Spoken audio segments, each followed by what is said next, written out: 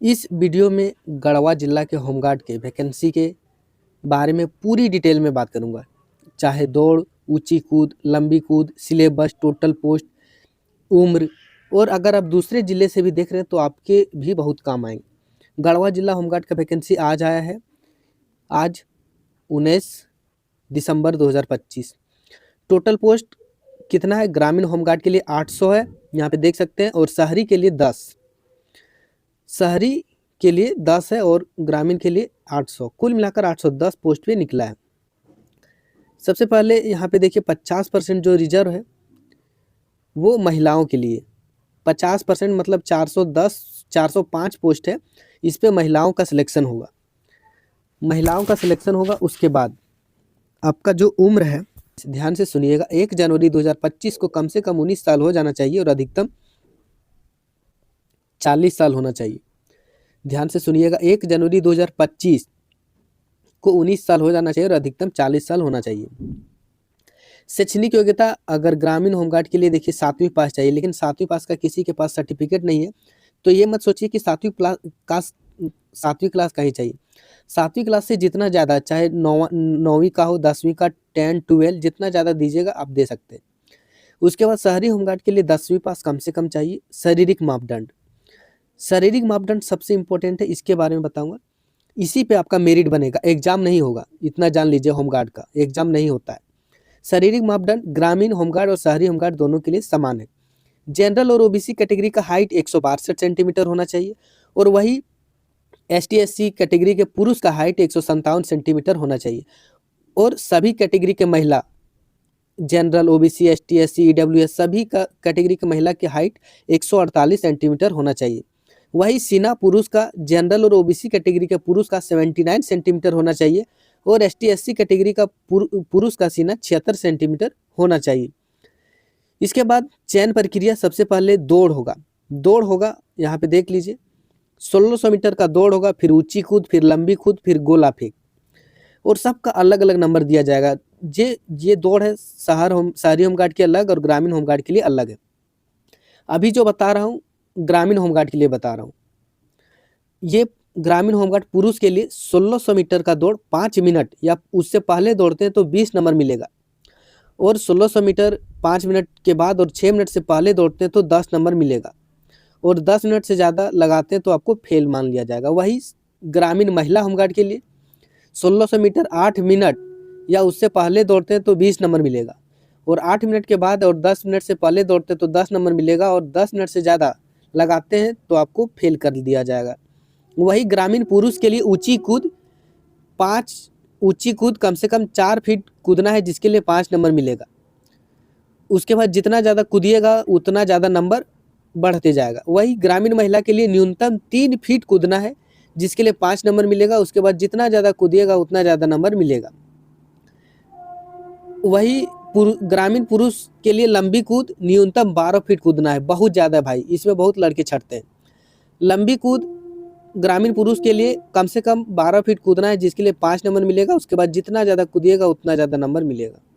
12 feet बहुत ज़्यादा होता है, इतना जान लीजिए। वही ग्रामीण महिला के लिए न्यूनतम 9 फीट कूदना है, जिसके लिए 5 नंबर मिलेगा। उसके बाद जितना ज़्यादा कूदिएगा उतना ज़्यादा नंबर मिलेगा। ध्यान से सुनिएगा।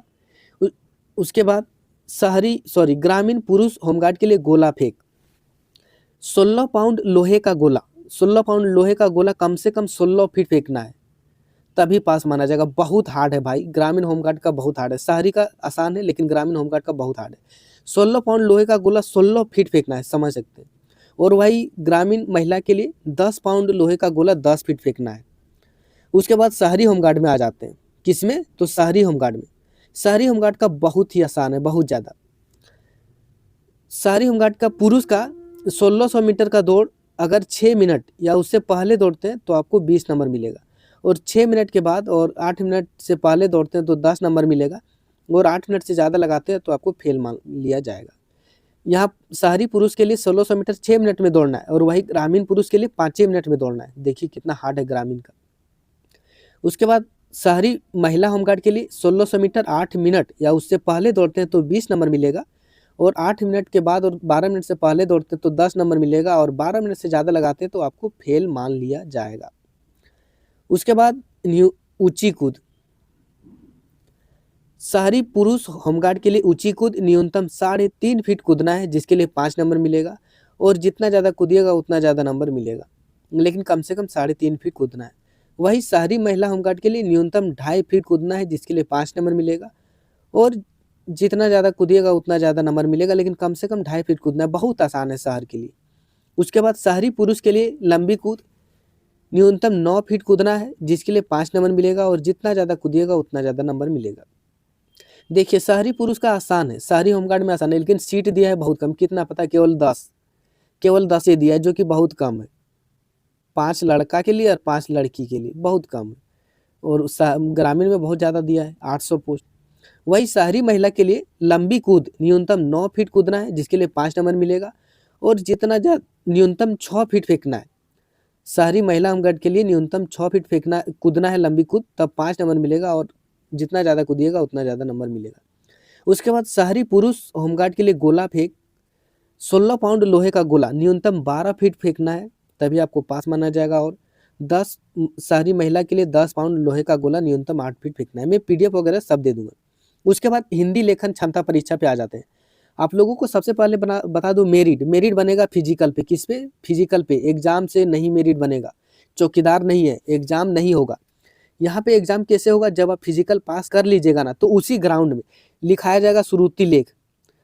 उसी ग्राउंड में श्रुति लेख लिखाएगा आप लोगों से, श्रुति लेख, और उसमें कुछ सही वर्ड लिखना होगा। उसके बाद लिख दीजिएगा तो पास हो जाएगा।